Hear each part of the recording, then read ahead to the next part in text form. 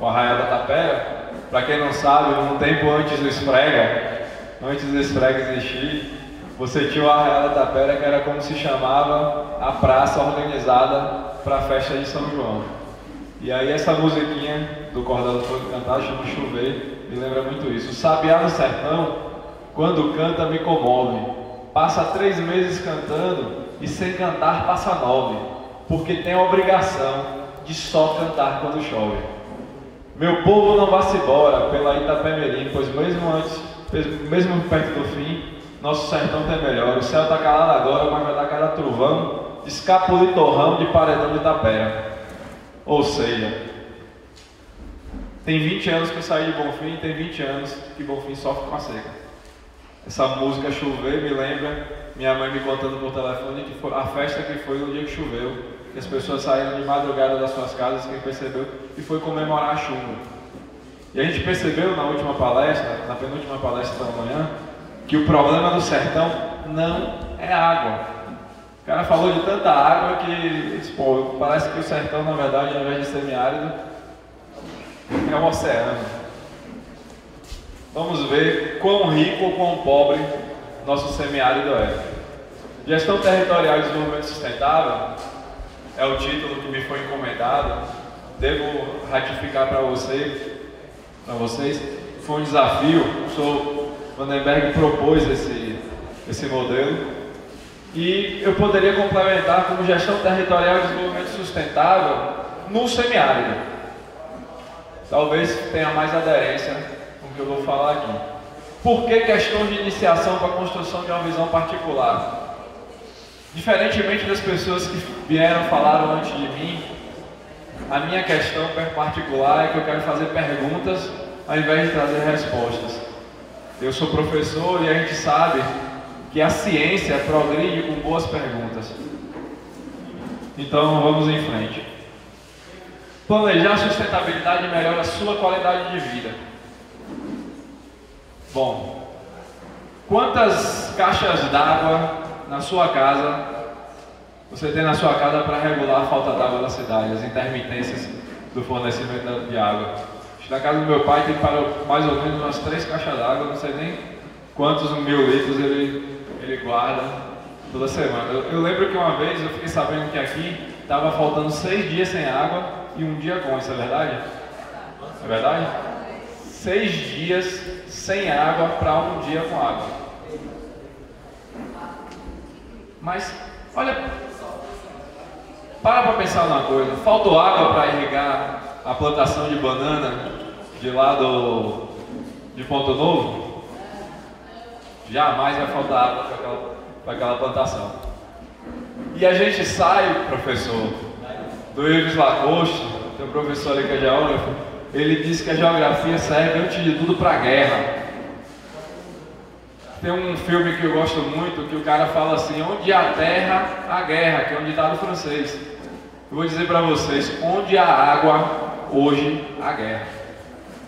E a gente vai dar uma olhada para além dos horizontes do nosso sertão baiano, nosso sertão nordestino, nosso sertão brasileiro, e vamos ver que a imensa maioria das administrações municipais brasileiras desconhece as dimensões do relacionamento entre sustentabilidade e território. Por quê? Sustentabilidade é um tema novo, a gestão territorial é um tema antigo, mas ainda desconhecido. É preciso que você apresente esses dois conceitos, junte-os, para que a gente tenha uma dimensão crítica.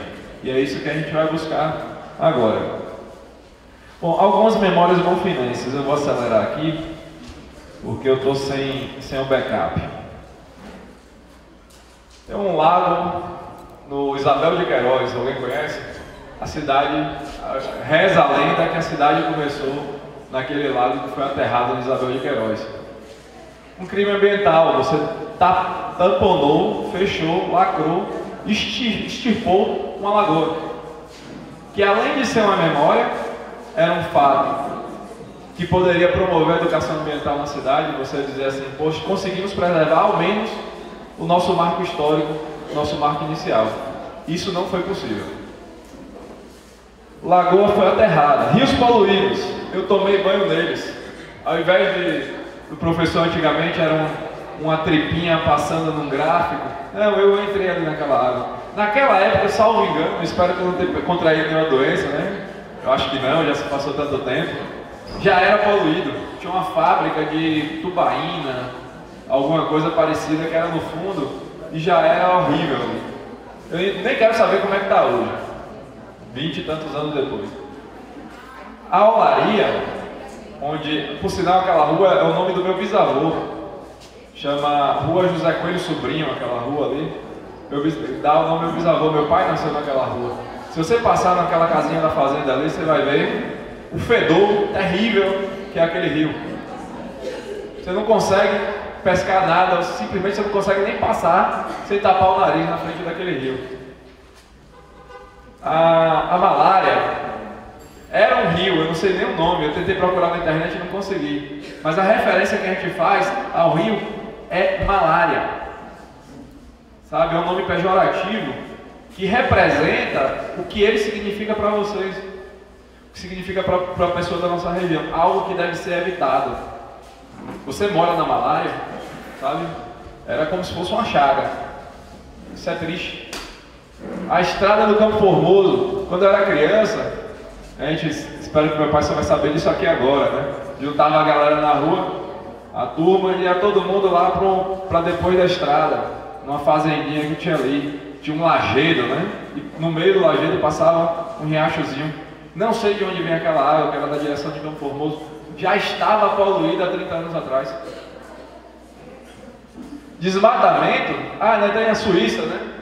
A Suíça tem um Gunga, né? Eu não sei nem se o nome está correto, eu tentei procurar o nome real, mas ficou na minha cabeça. Gunga, né? Riacho do Gunga. Você sobe, tem uma floresta, tem árvore lá, que tem 2 pessoas para poder abraçar a árvore, né? De tão grande que é diferente do resto da estrutura, tanto morfológica quanto vegetal. Não sei quais são os termos ideais para ser utilizado nesse sentido, mas aquele rio que estava lá em cima da serra já era poluído, já cheio de enxofre.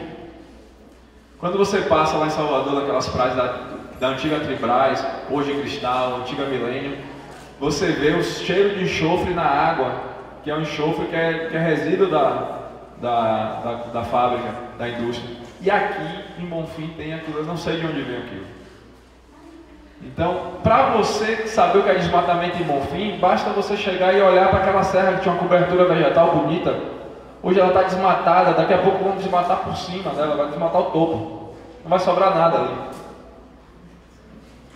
Seca, o que eu me lembro aqui de Bonfim é a falta d'água. Tomar banho com água salgada, espero que vocês nunca tenham passado por isso.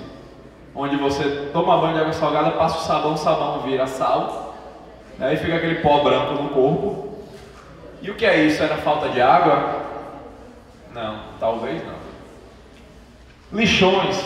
Basta você prestar atenção no caminho do centro da cidade para cá. Você vai encontrar lixo jogado em todas as estradas. Qualquer lugar aqui em Senhor do Bonfim e na região é lugar para você jogar seu lixo e deixar lá. É que nem o emissário submarino que a gente estava vendo lá. Entrega para o mar e o mar vai fazer o que com isso? Entrega, joga fora, e o que é que a terra vai fazer com esse resíduo?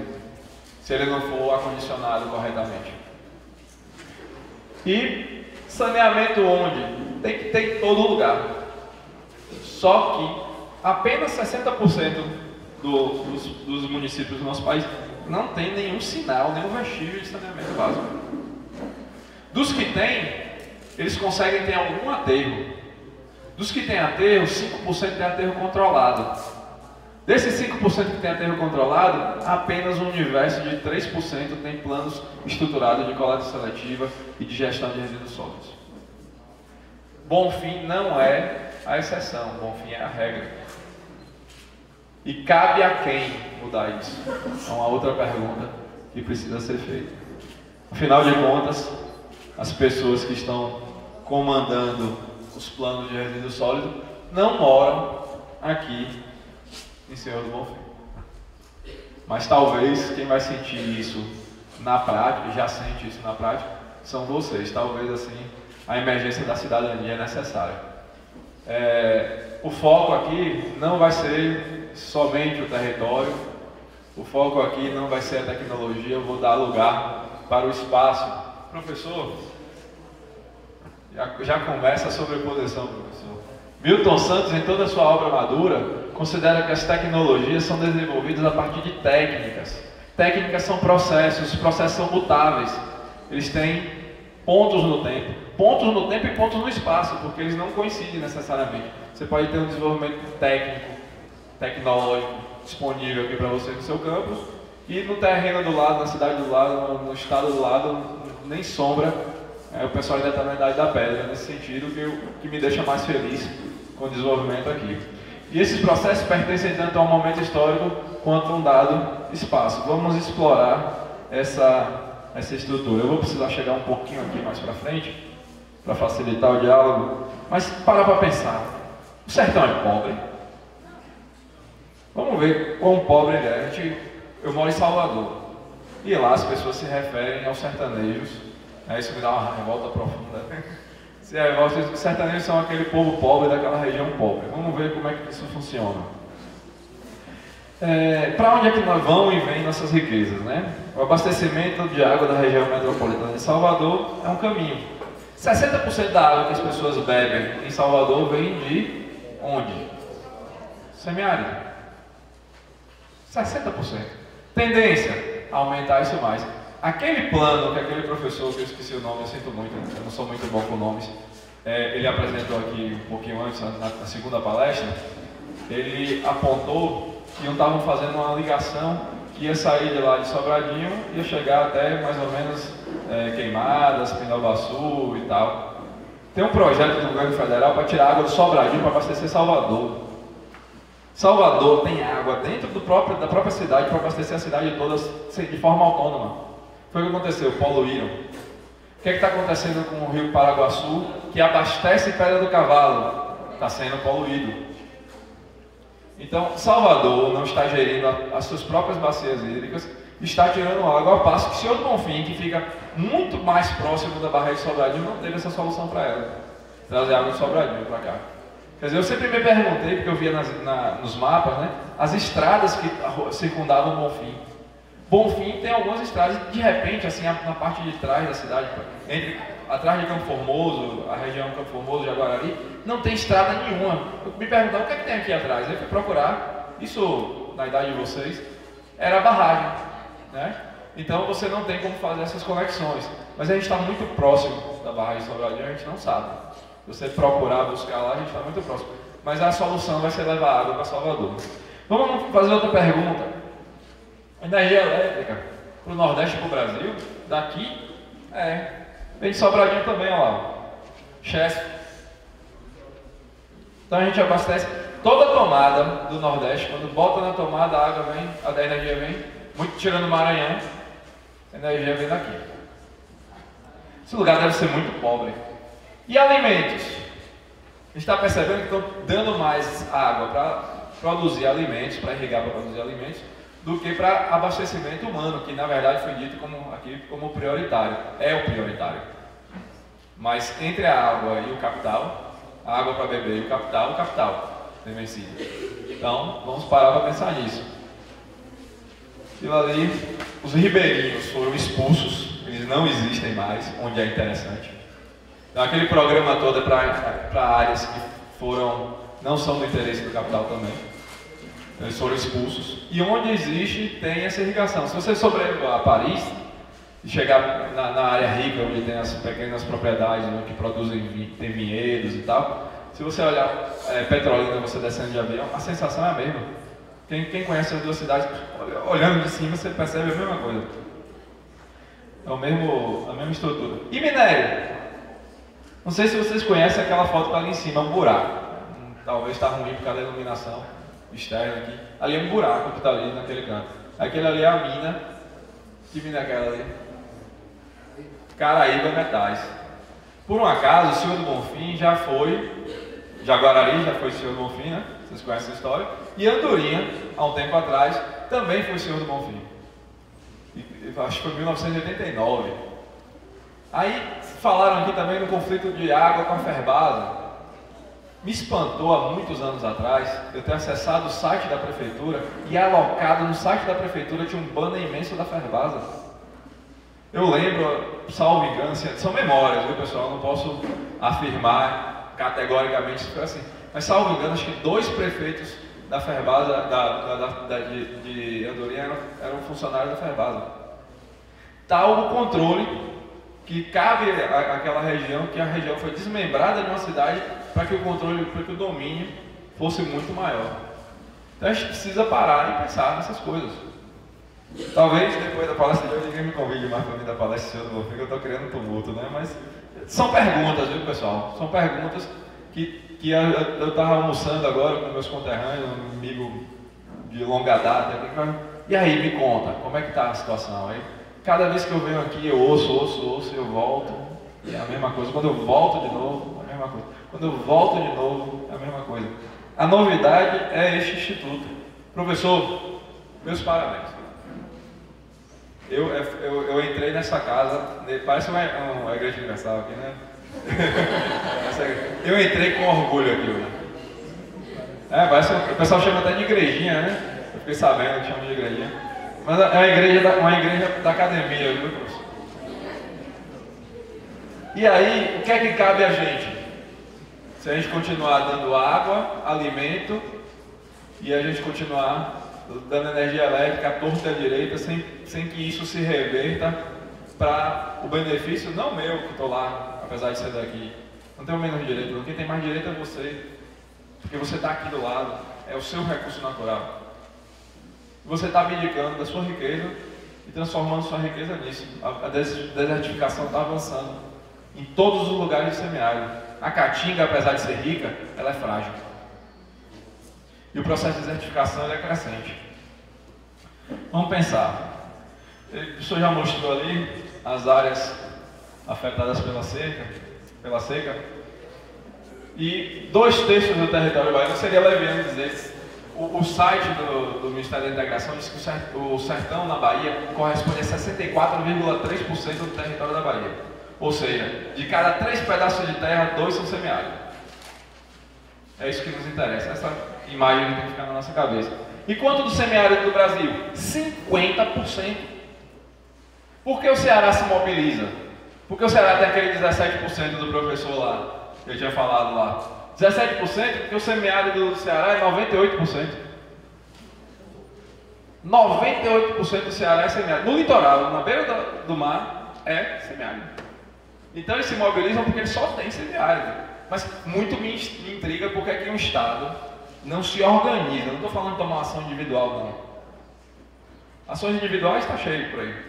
Uma ação organizada, né? Eu não estou dizendo passar a mão armada ao Estado, não estou falando isso. Uma ação organizada de forma política para que esses 50% de semiárido seja refletido. Eu tenho algumas considerações assim, mais um pouco chocantes. O que fazer com o semiárido baiano? Existem outros semiáridos no mundo? Sim. Existe água nos semiáridos? Mais ou menos para não. Os semiáridos do resto do mundo são densamente habitados? Não. Nós temos 4,5 milhões de habitantes só na Bahia no semiárido. Qual o significado real do avanço da desertificação? Aquela riqueza que vocês responderam, o semiárido é rico, vocês disseram sim. Tirar o minério, tirar a água, deixar o deserto, qual vai ser a sua resposta daqui a 20 anos? Não. Você vai ter que ser expulso daqui. Como eu fui expulso daqui por uma questão educacional, você vai ser expulso por uma condição climática. A cada grau, vocês ouvem falar, um aumento de grau no oceano lá e tal, vai fazer o oceano subir de nível, algumas áreas costeiras terão que ser recuadas, terão que ser desmobilizadas e tal. Cada grau que aumenta no litoral, aumentam 2 no semiárido. Ou seja, se ficar 1 grau mais quente em Salvador, em Bonfim vai ficar 2 graus mais quente. Isso é o que dizem a regra de dedo, né, meu pessoal? Não é 2 certinho assim não, mas a proporção é o dobro. Significa que Salvador aumentar 2 graus, como aumentou de 1965 para cá, aqui em Bonfim aumentaram 4 graus. Regra de dedo. Então, vamos pensar. Isso é o mapa das regiões semiáridas do mundo. Olha aqui. Aqui já é árida, né? mas eles são chamados de drylands, a terra sem água. Nós não estamos sozinhos no mundo. Nós não estamos sozinhos. O que é que esses caras fazem? E fazem, por exemplo, aqui a Austrália. A Austrália é o Ceará, é o país Ceará. Né? A Austrália é organizada, país rico. Organizado e país rico. Tem área desértica, a maioria disso aí, dessa mancha, é deserto, não é nem semiárido. Por que é que eles são ricos? Minimamente eles são organizados politicamente. Segundo lugar, uma coisa importante, no nosso processo de colonização,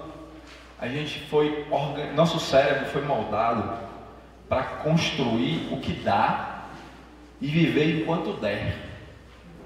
Essas pessoas vão para lá e chamam esses lugares de lares e querem viver e construir a casa que as suas gerações vão viver naquela casa. Eles querem viver o resto da vida naquele lugar. Eles constroem leis para viver para conviver naquele meio. A gente construiu um sistema onde a gente explora e deixa a terra arrasada e cai fora. Mais uma vez eu parabenizo. Talvez seja um vislumbre da possibilidade de você utilizar toda essa tecnologia para desenvolver maneiras não só de tecnologias, mas criar incentivo para que as pessoas fiquem aqui na região e sejam cidadãos ativos. O que fazer com o semiárido baiano? Tem algumas coisas que eu ouvi falar, eu ouvi isso de governador. Não estou falando de deputado maluco que chegou lá e foi pro púlpito e falou uma besteira, uma asneira, não. Cheio de deputado maluco. Eu estou falando de governador. Governador louco, a gente já teve presidente louco, né? Então, ter governador louco não é problema não. Mas uma informação que disseram, o que é que faz com vocês? Né? O que é que vão fazer com o semiárido? Retirar as pessoas é a solução. Vocês não têm direito a morar em confirmado. Chegar um dia vão decidir que vocês têm que evacuar a área. Outra coisa que eu já ouvi, seria melhor que o sertão não existisse. Querem negar a sua existência. Será que eles estão conseguindo? Seria melhor que a Bahia fosse só o litoral e o oeste baiano. Deu vontade de pegar o cara lá e esganar assim. Mas isso é secretário de planejamento. Isso é governador. Isso é técnico. Falando isso. Se você acha que vão fazer uma política pública estruturada para o semiárido, um governador novo foi eleito. Ele vai tomar posse dia 1º. Não sei nem se ele se formou em economia, mas eu lembro dele passando na faculdade. Ele já era temporão, mais velho do que eu, mas ele estava lá.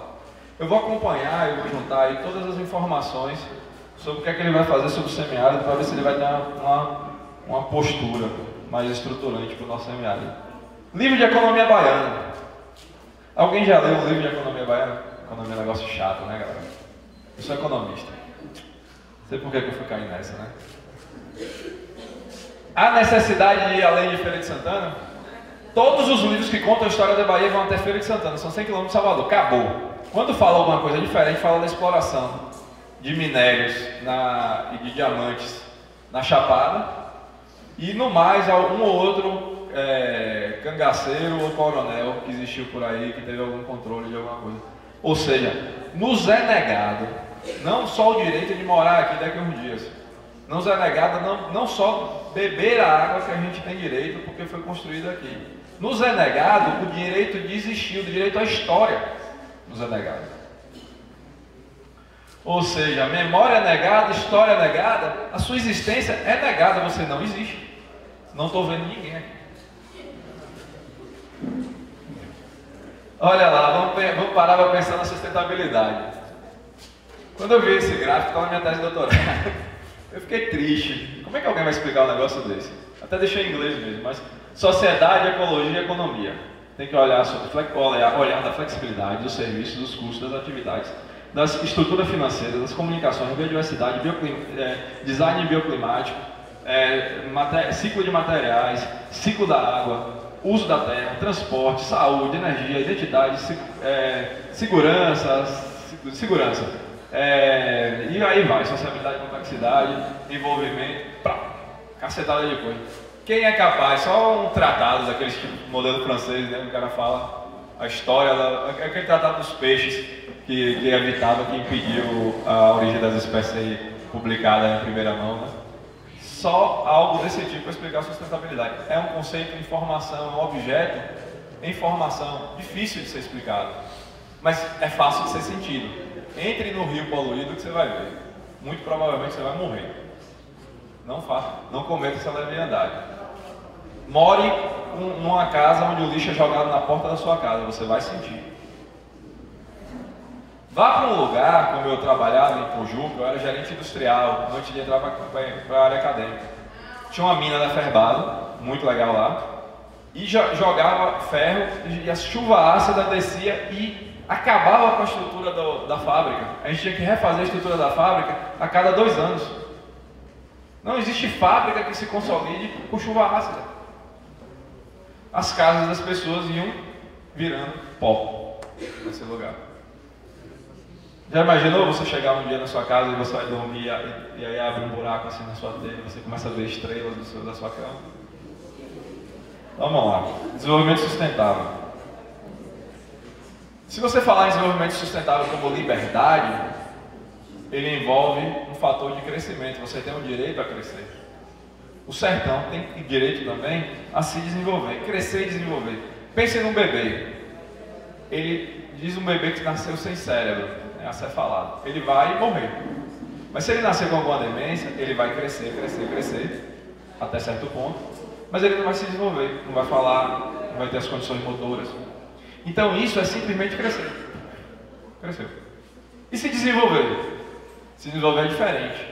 Você cresce, mas você fala direitinho, o seu raciocínio é organizado, você é capaz de interagir, você é uma pessoa aceita no seio da sociedade, entre aspas, como normal. Dizem que normal ninguém é de perto.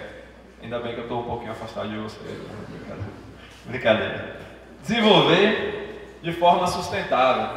Pior ainda, não só você tem que desenvolver, mas você tem que desenvolver isso de forma estruturada. Isso é possível? Talvez seja a pergunta ideal.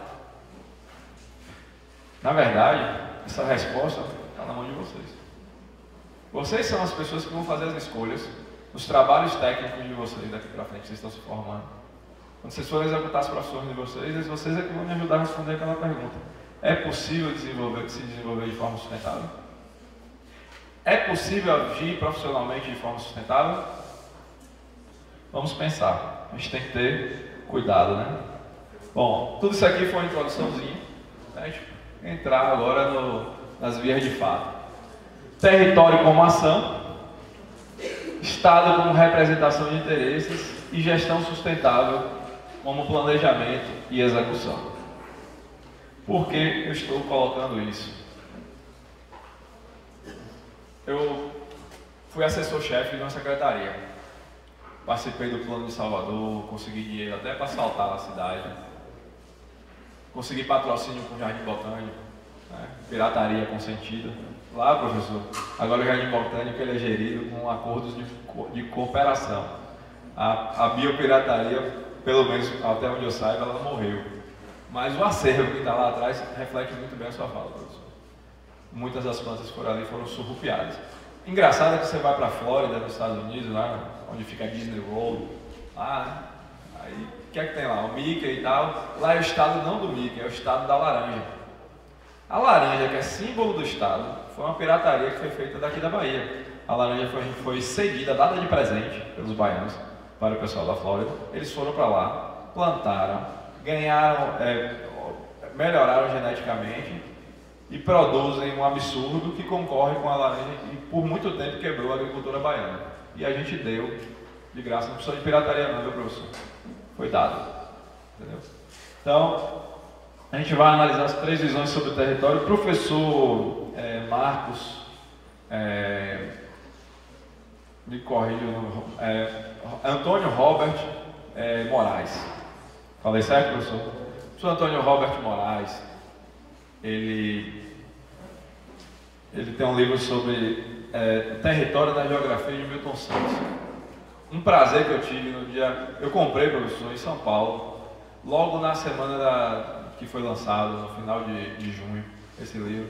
Ele influenciou profundamente a minha ação e também no meu pensamento, porque eu sou fã de Milton Santos. Milton Santos eu sou um cara meio barrista, né? Eu começo a valorizar os caras daqui, né?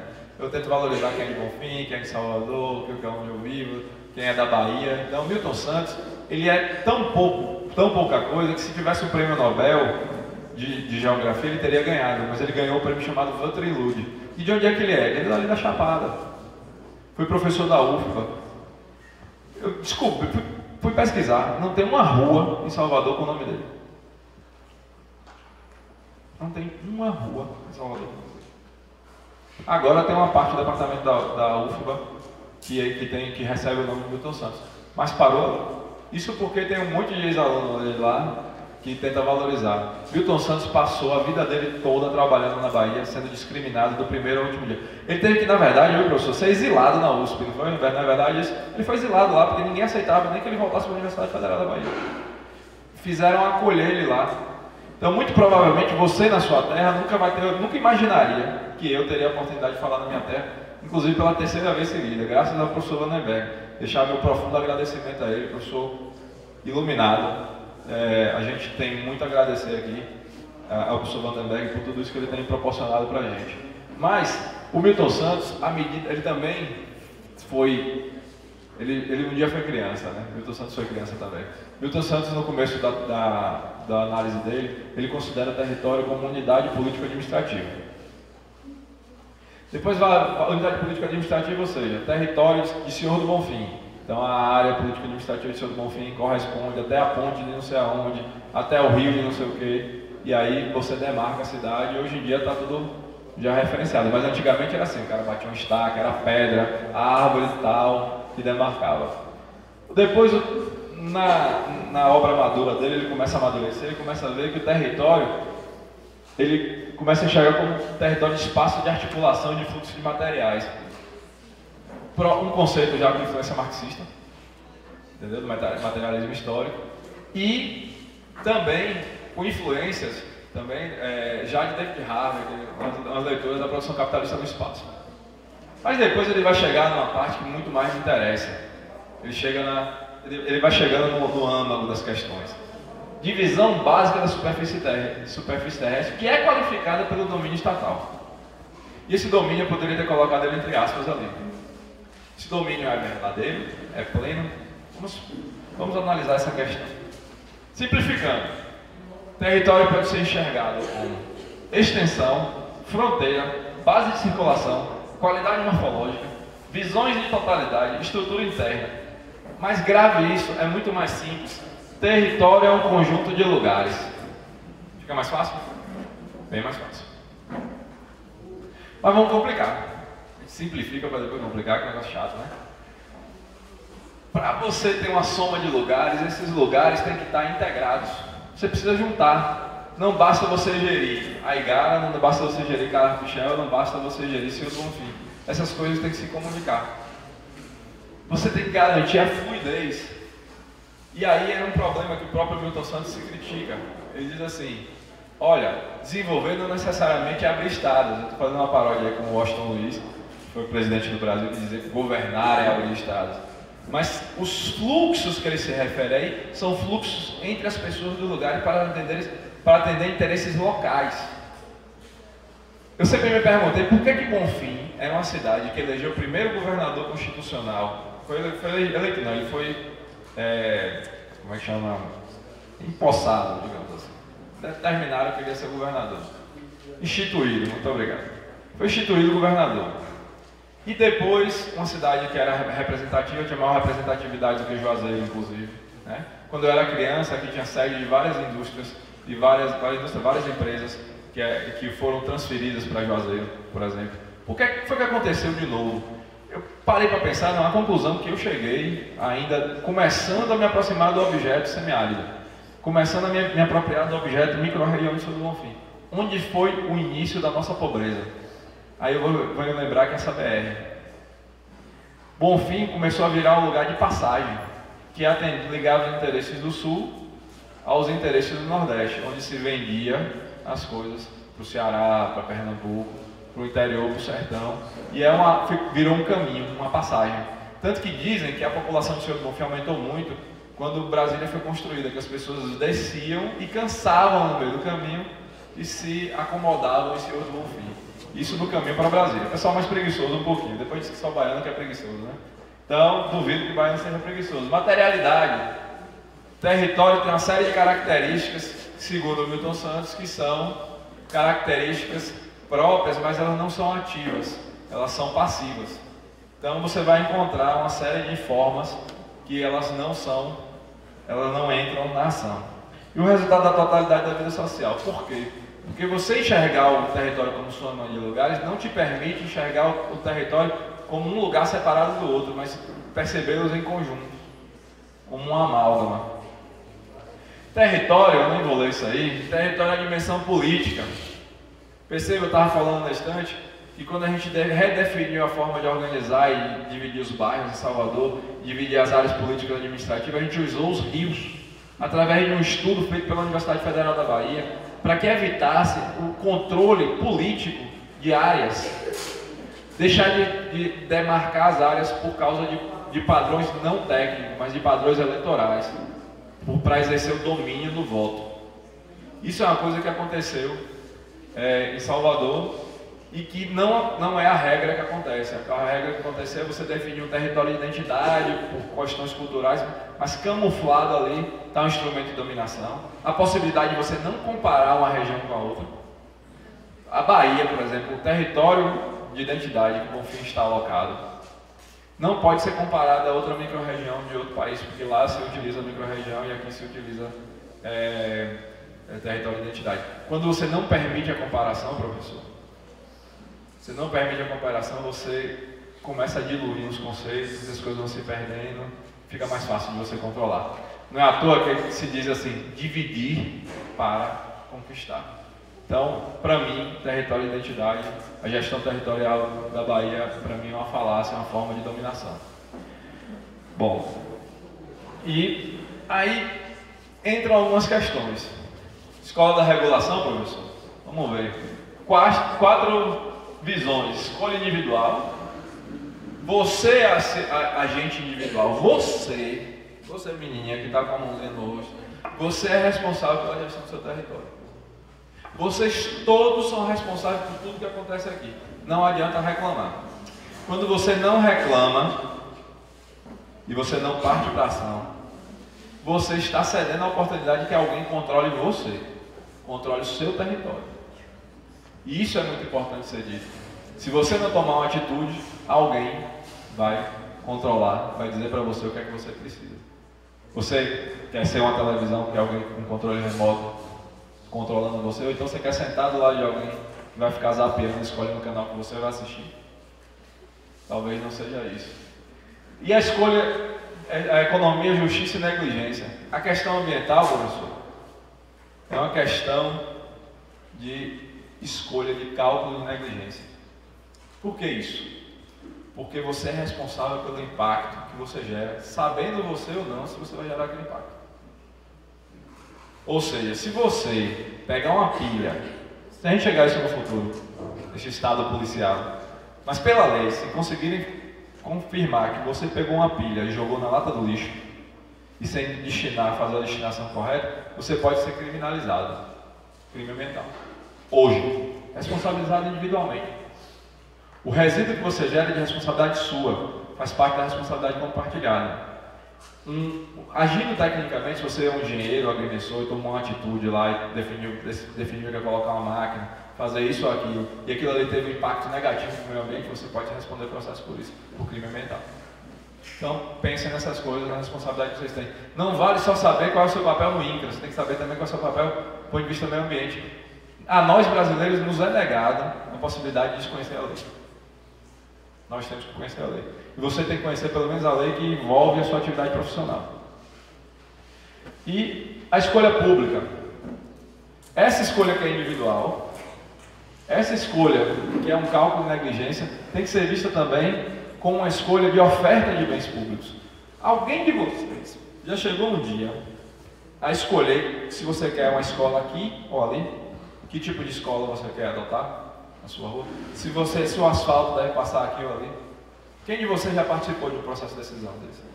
Quem você já escreveu uma carta, pelo menos, para o político, para dizer assim, olha, meus desejos são esses, meus anseios são aqueles. Então essa escolha pública ela é feita sem te consultar. E ao não te consultarem, também vão decidir o que é que vão te oferecer. Regulação ambiental. A escola da regulação, famosa dentro da economia, ela vem de um conceito simples. Por que é que criaram, por exemplo, aqui o Instituto Federal Baiano? Por que não contratar um professor de cada vez para te dar uma aula? Por que uma empresa existe? Já se pararam para perguntar por que uma empresa existe? Por que alguém abriu uma empresa? Esse negócio não é lógico. Só ter dor de cabeça, ficar brigando com o funcionário, responder processo judicial, entrar em licitação e não ser pago. Entendeu? Por que alguém abre uma empresa? Para reduzir custos de transação. Ou seja, para facilitar o fluxo de bens e matérias. Entendeu? Quando você facilita o fluxo de bens e matérias, você tem um controle sobre isso. Então, por que a não existência de políticas públicas dentro da escola da regulação, através da escolha individual? Por que isso acontece? Porque querem escolher por você. Você entrega seu controle remoto para alguém dizer para você o que é que você vai assistir? Por que você não toma atitude? Bom, plano de desenvolvimento urbano, plano diretor de desenvolvimento urbano requer participação popular. Está aí para vocês dizerem para onde é que vai. Cadê o plano diretor de desenvolvimento urbano, por exemplo, do Sr. Bonfim? Vocês viram? Cadê o alinhamento entre o PDDU e os PDDUs das micro-regiões? Dá para planejar, senhor do Bonfim, sendo que a água já vem de outra cidade? Você faz tudo bonitinho aqui, mas recebe a água suja de lá? Tem que planejar em conjunto. Então, é uma organização. Vamos analisar agora o Estado como representação de interesses. Na verdade, eu não vou nem me alongar aqui, meu professor, ele já fez esse trabalho para mim, entendeu? Então, ele fez indiretamente. Mas o que é que a gente precisa saber? Você tem as 3 dimensões que são adotadas no Brasil: executivo, legislativo e judiciário. O Estado nosso é limitado, ele não alcança o país inteiro. Então, por exemplo, você tem uma favela em Salvador, que foi uma invasão. O Estado não pode gastar dinheiro naquela favela, naquela invasão, de forma direta, porque aquilo ali não é loteamento, não está regularizado, entendeu? As pessoas não têm a posse da residência, portanto elas não existem, apesar de estarem fisicamente lá. Isso é um problema grave, ele não chega em todos os lugares. Nossas fronteiras são gigantescas, o Estado não cobre nossas fronteiras. O Estado não cobre nossas fronteiras para a nossa defesa, ele não consegue administrar a gestão da sustentabilidade. A gestão da sustentabilidade do seu território cabe a você. Você tem que administrar o seu lugar, o outro tem que administrar o seu lugar. Esses interesses têm que ser alinhados para que você tenha a gestão sustentável. Não basta você colocar o copo de plástico que você usou para beber água dentro da latinha de lixo. Isso não é suficiente. E o que aconteceu com o semiárido? Antigamente, diziam assim: vamos ajudar o semiárido por causa da seca. Eles precisam de doações, vamos criar o Denox, vamos criar a Sudene. Hoje em dia você tem a calamidade da seca, que é vista agora sobre a ótica da sustentabilidade. O político vai lá, abraça essa ótica da sustentabilidade, o bloco hegemônico, né, professor? Eu não quero ficar falando jargão não, viu? Mas o bloco hegemônico se apropria do discurso e começa a trabalhar com sustentabilidade para ganhar o seu voto, e aí se monta as relações que são recíprocas. Você quer isso também, porque você está passivo. Então, quando você não toma uma atitude, é a atitude de não tomar uma atitude. Então, é uma ação do mesmo jeito. Você ficar parado é uma ação. Então, a gente chega hoje no país, no Estado, que era, entre aspas, dito como liberal, que para mim nunca foi. Um Estado de países subdesenvolvidos, que era o Estado pobre, com a necessidade de ação do Estado, porque o capitalismo não era suficientemente desenvolvido, não tinha acumulação de primitiva de capital e, portanto, o Estado tinha que assumir o ônus e tinha que gastar todo o dinheiro. Um Estado invisível. Muitas das cidades que vocês conhecem daqui da Redondeza não deveriam ser cidades. Essas cidades são cidades fantasmas, porque elas só existem para poder garantir uma vaga de prefeito, uma vaga de vereador, uma possibilidade de empurrar o eleitoral para um político se candidatar a deputado federal e fazer de conta que está trazendo alguma coisa de boa para aquela região e simplesmente enriquecendo. Você cai num Estado, que é um Estado, para mim, é um Estado eleitoral. O Brasil é um Estado eleitoral. Bom, as limitações. O Estado não consegue intervir. O Estado está em crise política, mas essa crise política ela não é recente, não é só nossa, está no mundo todo. Sinceramente, crise política, diga-se de passagem. Nós vivemos em crise política porque a gente perdeu, para mim, a gente perdeu nossa identidade, a gente não tem ideologia. Então, quando você não sabe o que você quer, alguém vai dizer para você o que é que você tem que fazer. Mais uma vez, eu me nego, porque eu não gosto de obedecer as outras pessoas. Então, é uma dificuldade muito grande. Eu gosto de eu mesmo decida os meus caminhos. Bom, a instância do político. Vamos passar essa daí também. Você já teve com um político? Pessoalmente? Tá, isso é legal. O que é que você acha? Você já chegou para ele e disse tudo o que você achava que era necessário para a sua cidade? Você já foi numa reunião da Câmara de Vereadores da sua cidade? Você já foi, não sei se aqui não tem muito condomínio, mas se tiver condomínio, você já foi na reunião de condomínio do seu prédio, ou do seu, onde você mora, associação de moradores do bairro? Também não. Sinto muito dizer para vocês não são cidadãos. Porque para você ser cidadão, você tem que ser ativo, você tem que entrar em ação. Não basta você ter ganhado uma certidão de nascimento e um título de eleitor. Existe necessidade de ruptura dessa determinação política? São perguntas que eu estou fazendo para vocês. Sinceramente, eu não sei as respostas. De repente pode aparecer alguém que responda essas questões. Qual a apropriação política e sustentabilidade? Estamos diante de um discurso modernizado e modernizante? São novas ou são velhas as práticas? Elas só mudaram de forma para mim. A sensação que eu tenho é essa. A política tem independência total ou relativa frente à sustentabilidade? Relativa. Por quê? Porque cabe a você de novo tomar a sua parte. A sustentabilidade como uma nova fonte de recursos, uma visão positiva do real. Verdade. Hoje em dia, sustentabilidade é um tema para poder conseguir dinheiro para uma ONG, para alguém ganhar dinheiro com isso, botar dinheiro no bolso e gastar dinheiro em outro país. Tem muito dono de ONG que eu conheci na prefeitura, que só compra roupa em Nova York. Ele vai uma vez por ano, 2 vezes por ano em Nova York, compra a roupa toda, passeia, curte, volta e com o dinheiro da ONG. Eu conheço vários, não um só nem 2 não. Provavelmente vocês conhecem essas pessoas também. Já existem fatos positivos da sustentabilidade no seu território? Você consegue ver alguma coisa que melhorou do ponto de vista sustentável na sua cidade, na sua região? Pode ser em São Paulo também, viu, professor? Pode ser em Fortaleza. Você consegue achar um fato marcante que foi feito? São bom, aqui tomaram uma atitude sustentável, aqui o poder público chegou, aqui a sociedade interveio. Bom, quais as razões do Estado não gerenciar a questão ambiental? Por quê? Não existe um plano diretor ambiental, por exemplo, na sua cidade. O plano diretor não está a cidade sustentável. Eu já li o plano diretor do seu Bonfim. Ele não foi aprovado o último. E a questão da sustentabilidade, para mim, o que está escrito lá, é algo infantil. Uma criança de 6ª série, que fez um trabalho na escolinha sobre sustentabilidade, copiou, o pai chegou lá, viu aquilo ali, achou muito legal, colocou no plano diretor urbano e votou, e aquilo ali virou uma lei. Sério mesmo? Vão lá, vão consultar. Como o mundo privado, o bloco hegemônico, se apropriou das dimensões políticas da sustentabilidade? Simples. Mudou o discurso. Mudaram as caras. As práticas continuam as mesmas. Quais as dificuldades técnicas para a gestão da execução, para a execução da gestão ambiental? Não tem técnico e não tem gente com vontade de enfrentar a questão.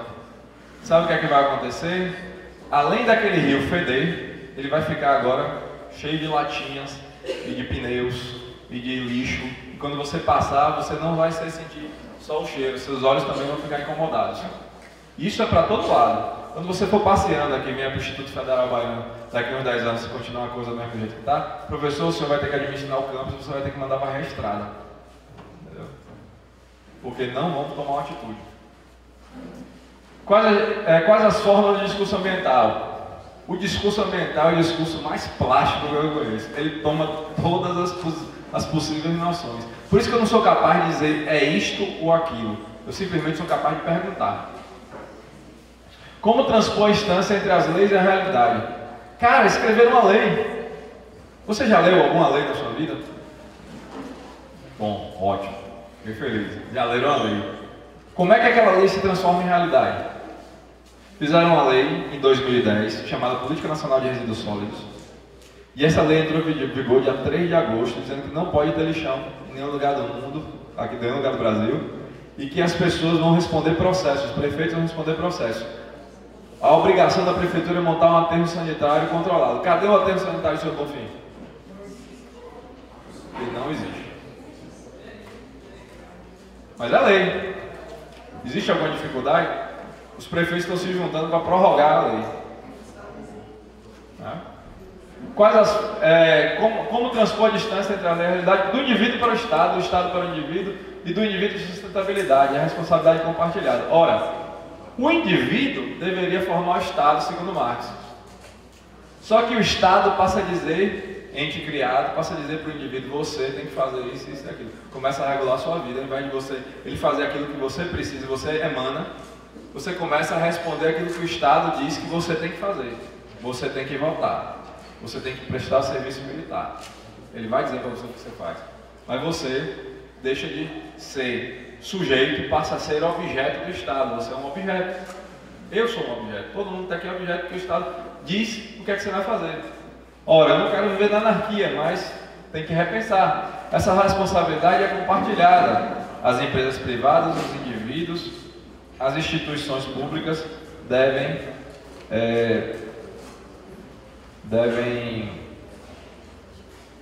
cada uma dar sua cota de participação. Então, vamos falar aqui um pouquinho sobre o planejamento sustentável como planejamento e execução. O que é política pública? Política pública nada mais é do que a ação de governo sobre um dado território. Então, vamos começar a conectar esses pontos que você já deve estar confuso. Pois esse cara está falando um monte de coisa, eu não estou conseguindo linkar o que ele está dizendo. Vamos começar. Então, a gente vai terminar isso aí conectando os pontos. Políticas públicas são ações empreendidas pelo Estado por instância de governo. O território deve ser considerado como a de alimentação da soma desses lugares, onde as políticas públicas entrarão em ação. Não planejar também é uma ação deliberada. Se não tem planejamento, não se toma uma atitude, é do interesse de alguém que isso não seja feito. Se não trouxeram aquela indústria que você esperava tanto, se você não tem aquele emprego que você esperava, se você não tem aquela escola que você gostaria de estudar, graças a Deus aqui tem. Entendeu? Eu gostaria de ter sido colega de vocês. Se vocês estivessem lá atrás. Se eu tivesse a idade de vocês, eu gostaria de estar aqui estudando nessa casa. Entendeu? Não planejar um dado território também é uma ação deliberada. É do interesse de alguém dividir para conquistar. Não agir a partir de um planejamento socialmente necessário é um desserviço à humanidade. Você não está cumprindo com a sua parte. Planejar o desenvolvimento sustentável. O que é o direito de conhecer a questão ambiental? Você não pode negar que você conhece a questão ambiental. Alguém sabe aqui o que é logística reversa? Vamos fazer uma sondagem aqui. Alguém sabe aí? O conceito de logística reversa é a empresa ser responsável. Assim, ela gerou, vendeu para você uma embalagem, um detergente. Quando você terminar de usar, a empresa é responsável a tomar uma ação para que aquele resíduo volte para o ciclo de vida, seja reciclado e volte a ser de novo utilizado na fábrica para que seja vendido para você. Isso é logística reversa. Quantos postos de logística reversa nós temos em Senhor do Bonfim, por exemplo? Nenhum. Mas tem uma lei, tem um acordo. Tem muita empresa. Agora, quantas garrafas de detergente são vendidas em Senhor do Bonfim? Milhares, milhões, todos os anos. Então, não promover a sustentabilidade também é um crime. Uma experiência prática aí para vocês. Na Secretaria de Cidade Sustentável, foi a primeira iniciativa do governo ACM Neto aí, não vim fazer propaganda do governo ACM Neto, mas ele fez algumas coisas muito legais. A Secretaria de Cidade Sustentável é uma secretaria que visa integrar todas as ações de sustentabilidade para o dado território de Salvador e, inclusive, estendendo o território de ação para as regiões ao redor. Cidades como Camaçari, Lauro de Freitas também acabam se beneficiando desse planejamento.